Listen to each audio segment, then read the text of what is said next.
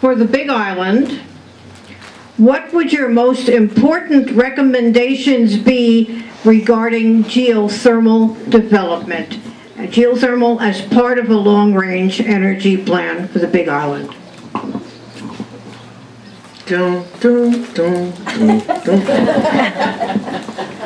That's a very interesting question, Ray. Let me answer it this way. You know, it's as if we've been left with this giant monster bugaboo, and we were introduced it by ORMAT, which is a proprietary way of doing things. And since 1975, they've been doing it, they say.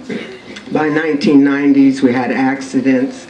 Now it's 2014, and they're hot to the press, and the federal government and the state government has decided that they can do 7 more exploratory wells, which doesn't mean that they're going to put plants in everyone, but they can do exploratory drilling and all of that.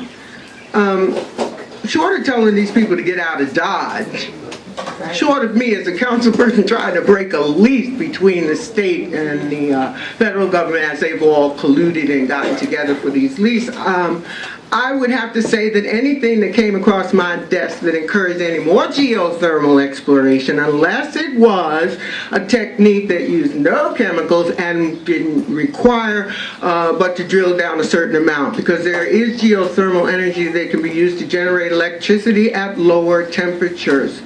But until we educate ourselves about the alternatives, because where I come from, they use steam heat. You see what I'm saying? And steam can do many other things besides generate power. So I don't want to cut off our noses to spite our face. So I would have to say that as far as the proprietary ways in which ORMAT doing it, let these be the last 7. And if we can in any way stop them, break the lease, do what we can, and if not that, then tell them to be very honest, and when things are happening, when they have problems, they should express those things to the community and let us know before the big blowout or anything like that. But if I had my druthers, I'd tell them to hit the road. I really would. I'd tell them, hit the road, try again. And that's all I have to say about that.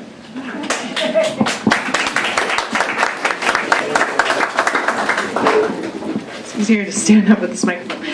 Geothermal. So the hypothetical is I'm coming up with an energy plan that incorporates geothermal into the energy plan.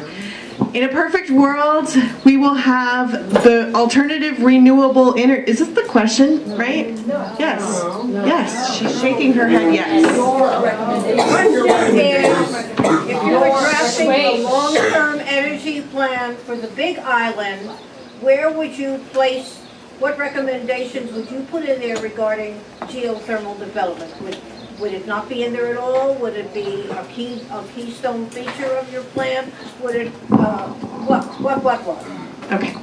So, in a perfect world, I'm envisioning a complete support for alternative renewable energy, okay? And if the alternative energy plan incorporated completely dissolving the grid, including coming up with a plan for all of our hospitals and all of our first responder issues, then I'm a hula practitioner, so it's so difficult to really look at like completely dissolving. This is like hypothetical, but I really want to be a realist here, and we have geothermal. So what I was prepared to tell you is my perfect scenario is alternative energy where it's not 40 watts a kilowatt or 40 kilowatts an hour for electricity here with the existing geothermal plant on our island. It's not that we're paying the most electricity in the state, it's that we're paying the least. It's a complete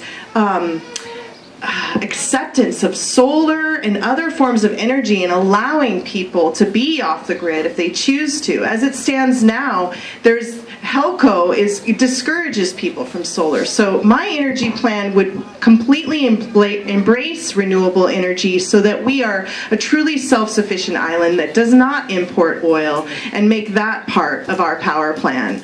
I also want to see more solar. My treasurer is the CEO of Solar Rays, so it really frustrates me that HELCO stands in the way of that. And then the Public Utilities Commission, I don't know what they're thinking, but they're not thinking with the public's interest. So my energy plan would go straight to them and figure out a way to reduce our electricity for the existing grid and allow this alternative energy. If people want to do wind on their land, if they want to do hydro energy on their land, if they want to do solar, they should be able to do their different renewable energy projects. The other aspect of this, my grand plan for this existing plan, is to see the existing plant take a more active role in the community, help us with the emergency room, make that part of the community outreach, beautify that area so it doesn't look like the boogeyman in the neighborhood, improve the old test site so it becomes a geothermal education center and a youth hangout, okay? And whether or not I'm elected, and this is my dream and scheme, I'm actually going to try to pursue those initiatives because I want to see signage on the road. I don't want to see overgrown cane grass there and it looking like, what is that over there? And when you drive by Pohoiki Road and you see the rundown warehouse, if we hold this company more to its responsibilities to the community, that should be part of the plan as well. And it's one of the things that we need to tell the state and federal, where is the study on the health of the people that have been living there for X number of years and following them, and have the federal and state pay for that, okay? So in the plan, we have it. Are we going to phase it out? In my plan, you betcha. How long is it going to take? This I don't know, but that is my word, is that I'm inclined to go to solar. Unfortunately, yes, we have some solar panels that are being made in foreign countries that are poisoning their environment. We need to take control of this. And even though it's going to cost our local labor to make this, better we do it. Increase the jobs. We have batteries now that are long-term and not as polluting as they were before. The industry in solar is really striving, and it's time that we start looking into this more. With the wind turbines, that is something that we have to be really, really careful where we put it, because it's affecting our environment with the vibrations that are being sent out, as well as it's hurting our birds. So well placed in a designated area, away from the populations, away from where it's going to be hurting our bird population, those are things to consider. But with the geothermal, this is one thing I learned about the federal, state, and county on Honolulu, and I bring this up is because of Kaiwanui Swamp. At one time, the species there were not protected, and it was the dump. And so there was a controversy on who was going to take care of this area. So just think about this. Who's going to take care of our system now? We cannot trust the agencies before us, just like we couldn't or shouldn't have trusted the agencies that were on Oahu. What happened? Well, they were fighting as to who was taking responsibility. Meanwhile, we had a flooding. We had water 4 feet coming into the windows, okay, in Kailua on Oahu. Meanwhile, the Corps of Engineers, the federal, the state, and the county were still trying to figure out who was responsible to pay for this or that prior to the flooding.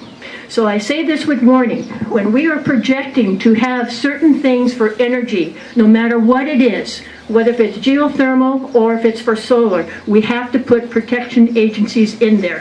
One for the environment, for us and health, as well as for the contamination that might be resulting from it. Mahalo.